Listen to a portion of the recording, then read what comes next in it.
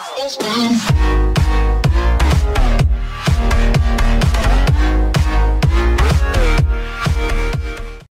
čus ľudia, vítam vás pri dnešnom videjku si ukážeme moju mapu, čo som robil. Je to mapa, ktorú si môžete zadarmo stiahnuť na workshope. Link na túto mapu budete mať v popise, takže si iba tak rýchlo ukážeme, hej. Takže ako môžete vidieť, vypadá nejak takto, neviem čo mám tomu povedať, hej, proste máte tu vežičky, dve, jedna tu, jedna je oproti. Dá sa stále to dobre snajpriť, máte tu zbranie ako napríklad M4, AKčko a AVPčko. Tieto tri zbranie tu máte, čo je dosť pohodička. Táto mapa má nejak 1600 stiahnutí, čo je dosť veľa.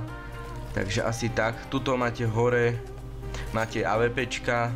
A čo je ešte taká novinka, máte tu taktické granáty, čo robia, hodíte ho, vybuchne, nič vám to nespraví, ale vidíte proste cez stenu.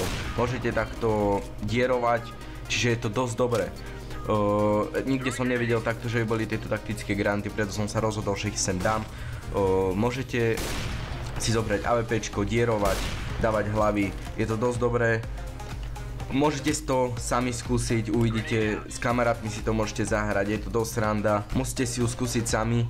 My sme tu s kamarátmi nahrali dosť, páčila sa im, takže to je asi všetko, čo by som vám k tomu mohol povedať. A ak máte také návrhy, akú mapu by som mohol spraviť, tak budem rád, keď mi to napíšete do komentára a poprípade mi tam hodíte takú fotku, ako by tá mapa mohla vypadať, aké by tam mohli byť zbrane a ja ju poprípade spravím a natočím ďalšie videjko. Ešte mám jednu mapu s AVPčkami, ktorú som robil a ak by ste chceli, aby som ju natočil, určite dajte like a napíšte mi to do komentára. Ak ste tu náhodou noví, určite mi zanechajte odber.